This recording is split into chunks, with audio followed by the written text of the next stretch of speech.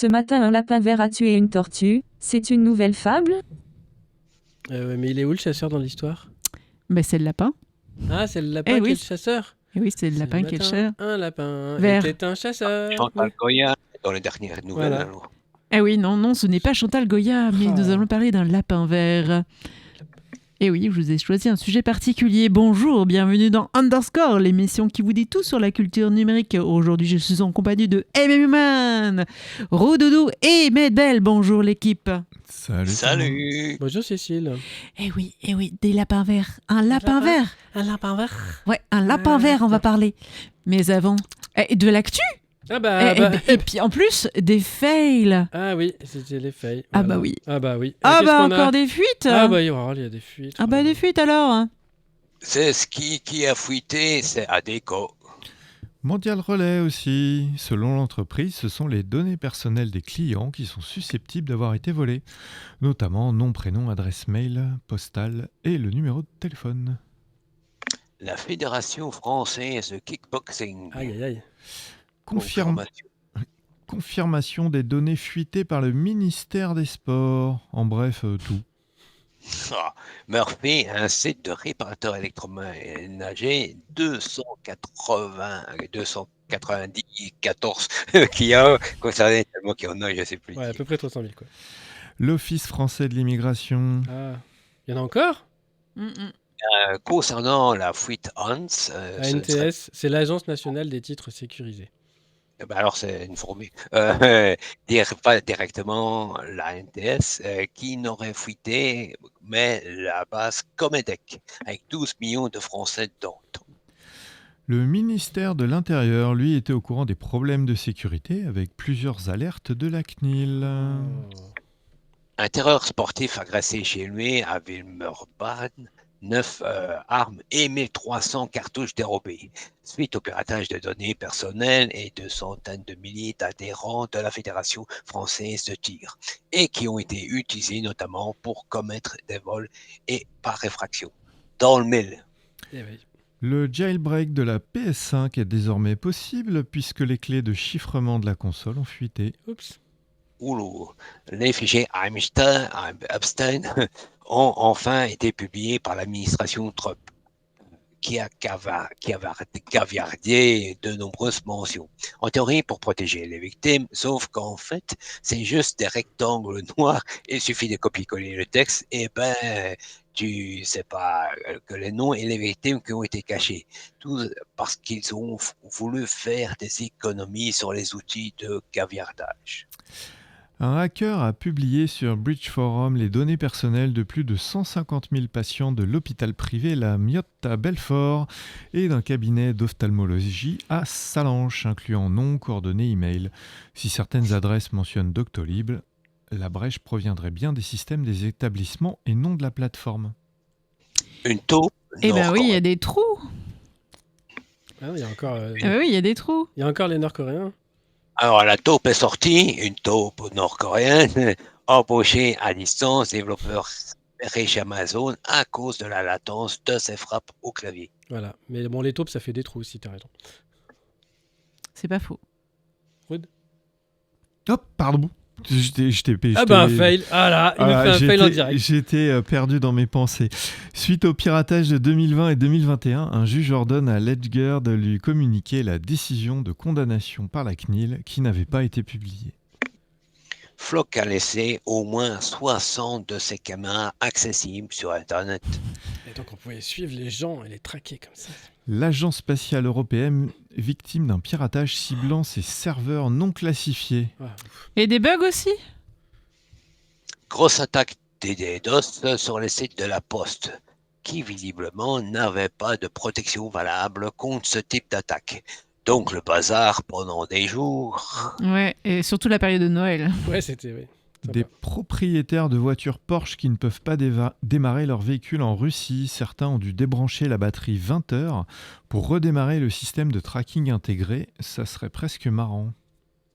Suite à une panne d'électricité qui avait été éteint les feux rouges, les taxis autonomes Waymo, une filiale Alphabet, ont paralysé San Francisco en s'arrêtant net au milieu des carrefours. L'entreprise a aussi dû faire appel à des humains pour refermer la porte de ses taxis quand le client part sans refermer. Ouais. Il y en a qui voulaient pas parce que c'était pas payé assez cher. Donc ils se disaient débrouillez-vous. La prochaine mise à jour des vélos électriques Bosch Smart rendra en principe les vélos électriques invendables. Mais comme avec Apple, ça va également rendre très compliqué les dons si on oublie de désactiver ça avant. Eh oui, c'est des trucs faits pour éviter les vols et tout ça, mais ça pose d'autres problèmes, quoi. Logitech oublie de renouveler le certificat de signature des applications de customisation de leur souris sur Macintosh. Panne chez Netatmo. Pendant les faits, les applications et contrôles à distance n'étaient pas disponibles. C'est juste la 4e fois en 5 mois. Oui, Netatmo, c'est des thermostats connectés. C'est un peu utile en ce moment. C'est vrai. Et la RGPD, tout ça Tout ça. Le Conseil d'État est tiré par les oreilles de la CNIL, qui en fait avait continué d'instruire l'une des nombreuses plaintes d'Aeris, mais sans le tenir au courant comme l'impose le RGPD. Donc il ne perd pas, mais il ne gagne pas non plus. La CNIL condamne à 750 000 € d'amende l'éditeur du site Vanity Fair pour déposer des cookies sans consentement. Les plaintes de Noip remontent pour certains à 2019. Et 1,7 million d'amendes pour Nex Publica France pour ne pas avoir prévu des mesures de sécurité suffisantes pour son logiciel PCRM, un outil de gestion de la relation avec les usagers dans le domaine de l'action sociale, notamment utilisé par des maisons départementales pour les personnes handicapées de certains départements. Noip gagne un procès contre un service de paiement en ligne, qui entre-temps a fermé et supprimé les données. En tout cas, le tribunal considérait que les informations sur ce qui a été acheté via un paiement à la pharmacie, dans un sex shop par exemple, peut constituer des données sensibles au sens de l'article 9 du RGPD.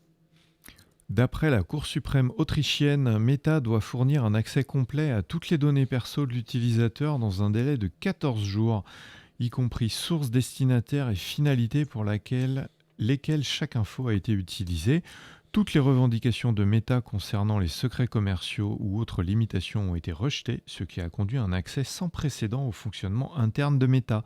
Comme quoi c'est possible, bravo les Autrichiens. Ici aussi grâce à Noibi et 11 ans de procédure. D'après Noibi, TikTok aurait retracé les activités de certains de ses utilisateurs dans Grindr avec l'entreprise d'un de ses prestataires. Et pour les censures, la surveillance, l'espionnage? La messagerie Ziver, revendue à une entreprise US ayant des liens avec l'espionnage israélien. Elle est utilisée notamment par certains professionnels de santé et des services d'État européens. Trump veut avoir accès aux données biométriques et de police des États européens. Tiens, à découvrir dans une conf 39C3. 3 spécialistes US de la réponse aux incidents de cybersécurité spécialisés dans les affaires de rançongiciel ont été mis en cause comme affiliés au groupe Alphv, Black Cat et extorqués à 1,2 million de dollars de plusieurs organismes de santé. Ils ont plaidé coupables fin décembre. 7 étudiants en journalisme allemand ont suivi le cargo lié à la Russie, tournant au large des côtes néerlandaises et allemandes, et les ont connectés aux essaims de drones volant au-dessus de bases militaires de plusieurs États européens. Un avis juridique commandé par Berlin révèle l'étendue du contrôle américain sur les données cloud européennes. Même stockées dans des data centers en Europe, les informations restent accessibles aux autorités US. Oh, qui c'est qui vous avait prévenu ça? En Allemagne, la police peut désormais entrer chez vous et installer des chevaux de Troie vos appareils sans que vous ayez connaissance. Rassurez-vous, vous avez ce cas en France. C'est pour notre sécurité à tous, bien sûr. Une décision de justice canadienne tente de forcer OVH Cloud à remettre des données stockées en Europe. Au Canada, la reconnaissance faciale Axon mise en pause en 2019 face au lever des boucliers est désormais croisée avec des bodycams de la police pour identifier les gens à la volée. Des plaintes au Texas contre des fabricants de télé connectés dont Samsung, TCL, LG et Sony, qui en plus d'ajouter de la pub, se permettent de prendre 2 fois par seconde des captures d'écran de ce qui est affiché, quelle que soit la source, pour en déterminer le contenu. Et bien sûr sans le consentement de l'utilisateur, ou en tout cas sans leur expliquer à quoi ils consentent. Dr. Lip commence sa merdification. Il recrute une équipe IA et joue avec la confusion avec le mon espace santé de l'État pour inciter les gens à renseigner leur profil chez eux. Et les GAFAM dans tout ça? Airbus va lancer un appel d'offres pour trouver un remplaçant à son cloud jusqu'ici chez Microsoft, AWS et Google. Google ne publiera plus les sources d'AOSP, Android Open Source Project, que 2 fois par an. Ça, darwinisme, tout ça. Et déjà qu'il ne restait plus grand-chose dedans. Oui, Darwin, c'est la partie libre de macOS, en fait, que Apple avait promis de publier, de maintenir et tout ça, mais ils ont un peu oublié. Le Starfish Project d'Amazon, scraper les données des petits sites de vente, générer des images et des vidéos présentant les 10 produits à l'aide d'une IA générative, les proposer à la vente, le tout sans l'accord des 10 vendeurs. Ils en sont à 200 000. C'est pas bien ça. Ah, pour activer Windows sur Internet, l'option par téléphone ne marche plus. Ah, comment on fait alors par fax? Oui, mais attention, il y a toujours, si on lit les règlements chiffres sur le net, il y a toujours l'option. Ouais, ils vont être completely fax. Et aussi, il y a de l'IA? D'après des chercheurs, les protections des LLM contre le détournement ne fonctionneront jamais complètement puisque ces filtres sont toujours moins complexes que les modèles eux-mêmes. Les librairies en ont marre que l'on réclame des livres inventés par l'IA qui n'existent pas. Rob Pike, co-créateur du langage Go et de l'encodage UTF-8, a reçu un mail d'une IA le remerciant de son travail, ce qui l'a rendu furieux. L'ironie ici, c'est que la seule chose que les agents IA ne pourront jamais avoir, c'est la véritable, en italique dans le texte, autonomie. Prendre la décision de contacter un inconnu et de prendre du temps dans sa journée doit rester une décision humainement unique, guidée par le jugement humain. Se fixer un objectif pour un tas de LLM et leur laisser libre cours sur Gmail n'est pas une manière responsable d'appliquer cette technologie, juge le développeur britannique. Des failles d'injection de prompt dans Copilot pour changer. Le ministère de la Culture pompe dans un communiqué un billet de blog généré par IA tout en y relayant une erreur hallucinée par l'IA. Les banques européennes prévoiraient de licencier 200 000 personnes grâce à l'IA. Dépêchez-vous pour demander un prêt. Ouais. Et en vrac? Le récapitulatif annuel de DistroWatch se désole de l'état des distributions GNU Linux, entre celles qui misent tout sur de l'IA, celles qui remplacent des outils robustes et éprouvés par d'autres pas finis, comme les gestionnaires de paquets, au secours. Ubisoft ferme son studio à Halifax juste après que ses employés se soient constitués en syndicat. Coïncidence? Non, moi je dirais pas coïncidence, parce qu'ils sont vraiment mal en ce moment. Ouais, et je sais pas si vous vous rappelez que justement il y avait une fois qu'on avait interviewé une personne d'Ubisoft il y a longtemps, même c'était Mimoman qui avait traduit et il était là. Ouais, oui. Le site Anna's Archive revendique avoir aspiré le catalogue de Spotify pour archiver environ 300 teraoctets de musique. Étrangement, un mois plus tard, il a perdu son domaine en .org. Le Wi-Fi d'Elon Musk va équiper les avions d'Air France. Elle est belle la souveraineté. Orange reporte la fermeture commerciale de l'ADSL car la fibre n'est pas complètement déployée. T'avais promis? Bah oui, alors, c'est quoi ça? D'ailleurs, SFR, il demande toujours à certains de « Vous passez en fibre? Nous, on va arrêter l'Internet avec la DSL. Hein. Il faut passer en fibre, monsieur. Hein. » Désolé. Vous pouvez aller vous faire cuivre le cul. Ah, mais il y a encore du monde? Hein? Non. Ah, c'est tout? Non, t'en as sauté quelques-uns, mais c'est pas grave. Ok. Ouais, je me disais, et c'était à moi, mais c'est pas à moi. Il y en a encore un peu du mou, je vous le laisse pour le chat. Ah ouais. Oui, il y en a pour la suite. Eh bien, on va peut-être s'arrêter là, les gars. Non, mais c'était là. Hein. Ah oui, oui. Ah ben, on va s'écouter une petite chiptune. Également une chiptune, et on se retrouve pour le sujet du jour avec un lapin vert. On vous en parle juste après.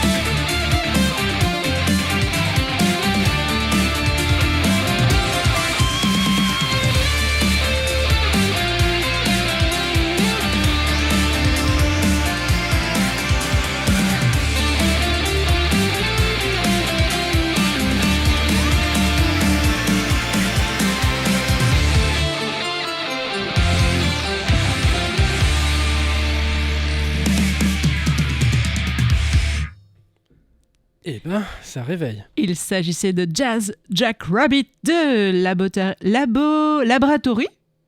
Level Remix. Je sais pas pourquoi ça s'appelle comme ça. Bah, je sais pas. Ma foi, c'est une musique qui a été un remix de la musique de Jazz Jack Rabbit 2, fait par Alexander Brandon, et le remix a été fait par Sin Nuffy. Ouais, voilà. Ok. Voilà. Alors, une explication pourquoi on a perdu des fails, c'est parce qu'en fait, Cécile, tu n'avais pas la dernière version du pad dans le Radio Eh oui. Timer. C'est mon C'est ça, radio un fail. timer qui était en faille. Voilà, c'est ça. C'est pas grave. J'avoue. C'est Désolé. pas grave. Mais du coup, il y a un peu du rab sur le blog, vous verrez. Vous verrez sur notre blog Yeah. underscore.radio.fm. Sinon, si vous écoutez l'émission sur Radio Méga, Cactus ou Westrack, bienvenue. Oh. Et le sujet qu'on va évoquer cette semaine, c'est Jazz Jack Rabbit. Et oui, oh bizarre. Ah. Mais oui, la musique était en rapport avec le sujet. Comme par hasard. Ah oui. Et oui, je sais, les hasards ne se font pas toujours Comme disait aussi Thierry. aléatoirement. Comme disait Thierry Hazard. Ma foi. Eh bien, en 1994, Epic Mega Game, futur Epic Game, sort un jeu sur PC, un jeu de plateforme qui va marquer toute une génération. Jazz Jack Rabbit. À l'époque, le genre est dominé par les icônes comme Mario, Sonic, Mega Man, Wonder Boy, Zool, Super Frog, Rayman, qui sont la plupart du temps disponibles sur console. Jazz Jack Rabbit, lui, arrive avec une ambition claire, offrir au PC son propre héros de plateforme. Après tout, Sonic aura bien qu'à se tenir. Hein. Il est rapide, nerveux, dans un univers hyper vegan et coloré et musicalement très beau. Et surtout, il est cool. Avec de fortes inspirations et des tocs de notre ami Bugs Bunny, de la Warner, en effet, il aime bien manger des carottes. Mais pas que. Alors pour moi, c'est forcément une séquence nostalgique que nous allons avoir aujourd'hui. Une époque qui date d'avant les années 2000. Ah oui, c'est vieux. Oui, ça avant. ça nous rajeunit pas. Alors pour le scénario, donc ça reste un peu gentillet. À savoir que nous avons un lapin vert anthropomorphe. Morph. Ouais, anthropomorphe, oui, plutôt. J'ai mal écrit, je crois. Ce qui veut dire la même chose en fait. Ah oui. Anthropomorphe, ça veut dire qu'il y a les formes. Ah oui, des- forme humaine en fait. Enfin oui, voilà. En fait, c'est un lièvre, hein, pour tout vous dire. Et il est dans un univers 2D avec une quête. Sauver sa belle Eva Irlang des griffes du méchant Devan Seal, qui n'est d'autre qu'une tortue. Un lièvre, une tortue, ça vous dit rien? Non, moi si, un petit peu. vaguement. Alors, aucune ressemblance, on dira, avec des histoires que l'on pouvait connaître à l'époque, avec une princesse qui se fait enlever, hein, avec, oui, l'aspiration vague aussi des fables de La Fontaine, mais bon, voilà, on passe. Je ne boirai pas de ton eau. Non, c'est pas ça. Exactement. Il est sorti en shareware. Le jeu rencontre un immense succès sur PC. Il est nommé le jeu d'arcade de l'année par le magazine PC Format. Eh oui, il y avait un magazine qui s'appelait comme ça. Il y avait plein des magazines en papier à l'époque. En papier. D'ailleurs, j'ai fait un tour sur Abandonware pour trouver des infos. Alors, le gameplay, donc Jazz Jack Rabbit a des points communs avec Sonic. Oh, c'est bizarre. Les niveaux sont vastes, le gameplay est axé sur la vitesse et la rapidité des enchaînements, les sauts sont précis et les armes sont multiples. Contrairement à Mario ou Sonic, Jazz utilise des armes à feu et chaque arme a son propre feeling. Ce jeu est plutôt un shoot and run que jump and run. Et oui, parce que voilà, on va buter du lapin et buter surtout des tortues. C'était assez osé pour un jeu de plateforme à l'époque. Le jeu ici est pensé pour le PC et pour le gameplay au clavier. Et oui, parce que c'était pas si courant à l'époque pour jouer au jeu. Le jeu était souvent joué avec des manettes de jeu, hein, tout simplement. Le jeu est fluide, rapide, avec une vraie sensation d'arcade. Sur un PC. Et oui, malgré les limites des techniques avec un le PC. MS-DOS. Et oui, je t'assure. C'était vraiment une bombe. Epic montre ici déjà une maîtrise de technique intéressante. Le scrolling est rapide, les niveaux sont chargés et tout reste lisible à l'écran. Ça, c'est agréable. Même si on va dire que le 1, effectivement, aujourd'hui, à revenir en arrière, ouais, c'est un peu moche quand même. Alors que pour beaucoup, les mascottes des années 90 passaient à la 3D, Epic Games a fait le pari inverse.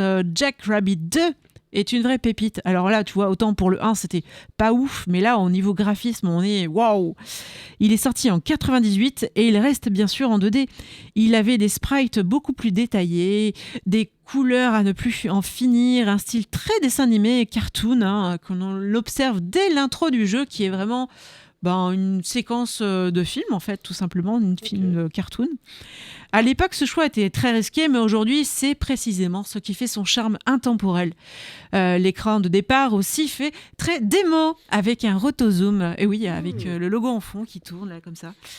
Et je vous explique pas non plus ce qui fait aussi son charme, c'est l'humour avec des ennemis absurdes, des abeilles traumatiques qui ont fait les cauchemars de certains joueurs, des armes tout aussi originales, des pancartes sarcastiques, des animations exagérées, et oui, un petit peu comme la Looney Tunes quelque part.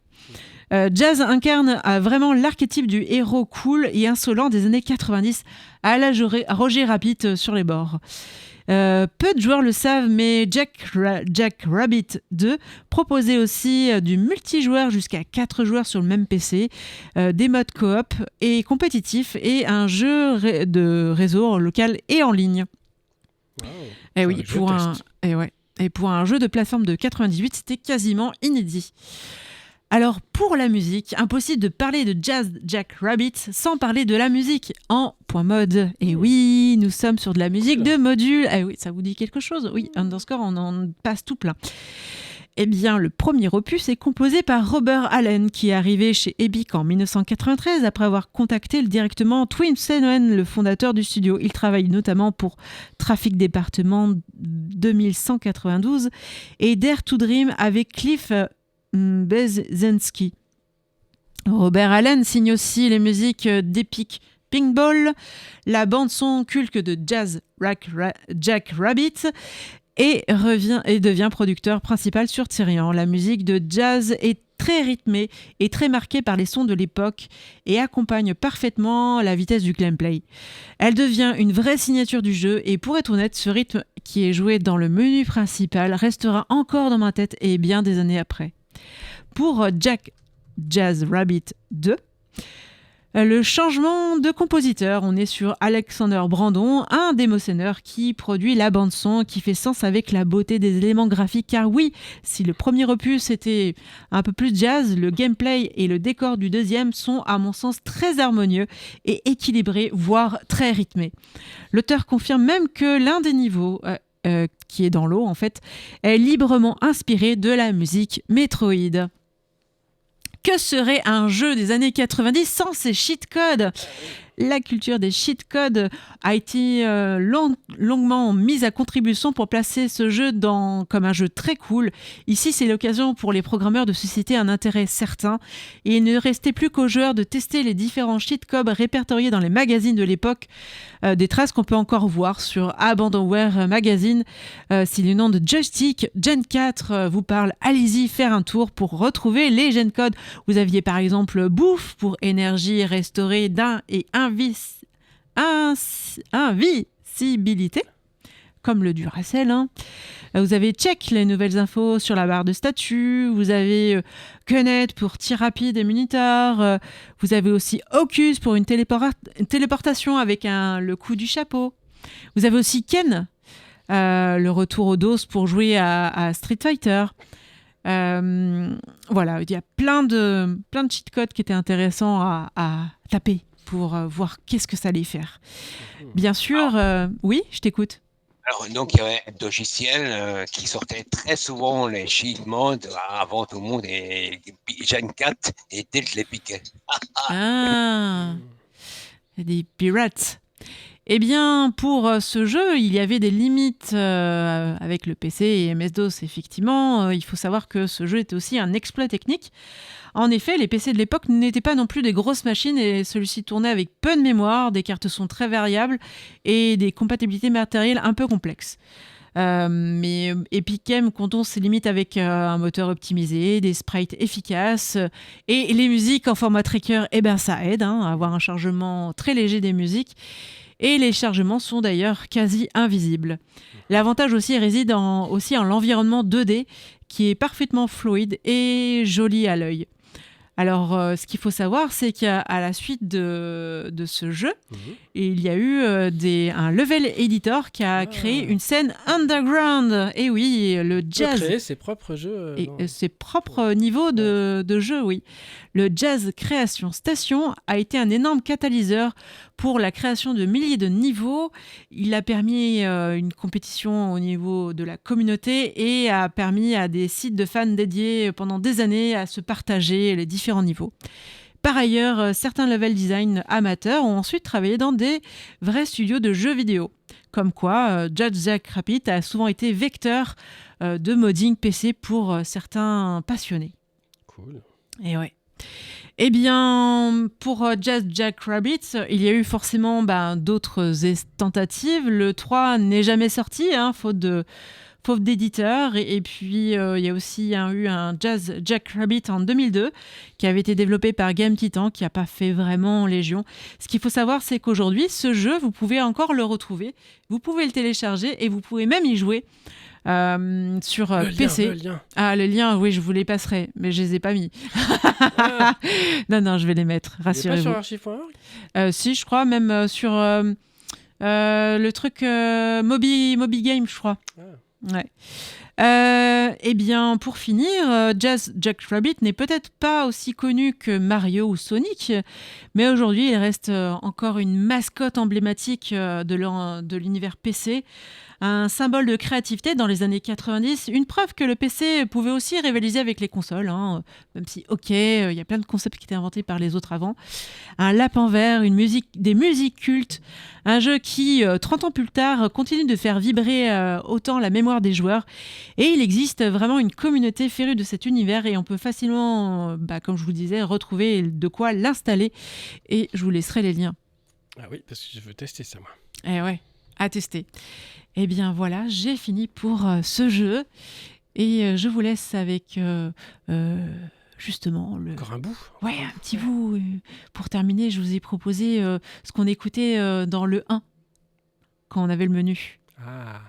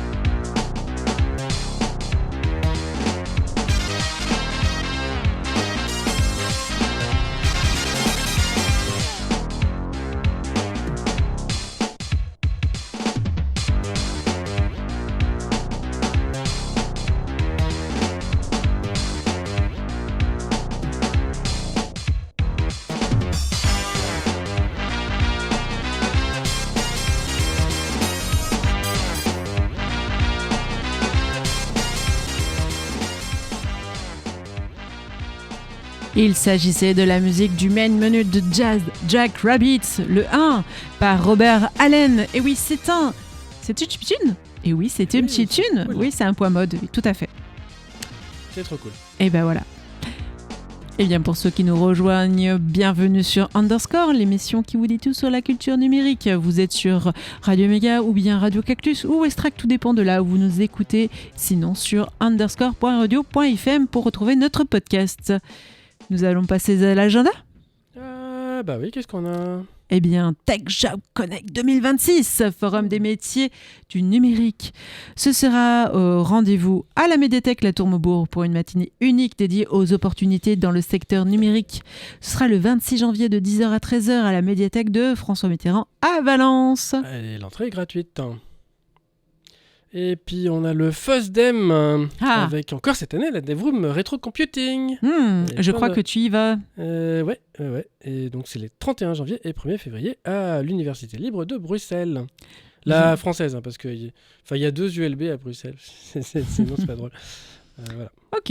Et du lien et des liens, qu'est-ce que tu nous as trouvé pour nous occuper ? Alors, un groupe de chercheurs tente de cataloguer sur une carte des data centers qui se cachent aux USA. Et il y en a pas mal. Le site, quelques outils maintenant. Le site du Hollandais Volant, si, ça existe, propose tout plein de petits outils en ligne qui tournent dans le navigateur pour créer, décoder des QR codes, additionner des dates, et c'est pas toujours évident, encoder, décoder du base64, enfin tout plein de trucs vachement utiles. Et puis un autre truc, WebCheck, un outil open source d'analyse de sites web conçu pour fournir des informations détaillées sur l'infrastructure, la sécurité, les technologies utilisées et les vecteurs d'attaque potentiels. Donc en fait, tu veux dire, les attaquants, ils savent déjà tout ça de votre machine. Bon, par contre, le site bouge un peu trop, c'est un peu flashy, mais c'est sympa, il y a plein d'infos. Et enfin, parce qu'il faut quand même s'amuser un petit peu, alors on a Just Jackrabbit, mais sinon on a un jeu pour réviser le SQL en jouant au détective, SQL Noir. Eh ben, bien. Marrant, voilà. Astrologique, frottons cette boule. Lapin, WhatsApp, ah non, quoi, 9 docteurs. Gamer, il a bien dos le jeu, ouais. Sysadmin, il y a beaucoup d'Alain dans les réseaux, à l'internet, à l'intranet. Technocritique. Fuiter, c'est plus musclé. Okay. C'est de la pub, c'est des boissons aux fruits, la fruitée. Ah oui, d'accord, ok. D'accord. Quand j'ai parlé de gravure, je voulais dire DVD, mais pas dans la graveuse laser. Électronicien, non, le self, c'est pas pour manger. Oui, c'est la self. Ouais. Là, c'est le self pour manger. La self, c'est pas pour manger. Non, c'est pas pour manger. Non. Non. Eh bien... Voilà, c'est fini. Ah ouais, je crois. Amis auditeurs, merci de nous avoir écoutés jusqu'au bout de cette émission. Nous sommes contents et ravis de vous proposer de nous écouter le la même heure. À midi 10. Ouais, c'est ça. J'ai terminé par un fait. Ah oui, c'est pas faux. Et puis, on se retrouve la semaine prochaine, effectivement, pour un nouveau sujet. Alors, peut-être un livre. Peut-être. On verra. Madame Irma nous le dira. Oui, en tout cas, on vous retrouve la semaine prochaine. À bientôt. Ciao. Bye. Bye. Bonjour Emmanuel, bonjour Loulou, bonjour Nadège, bonjour Claude.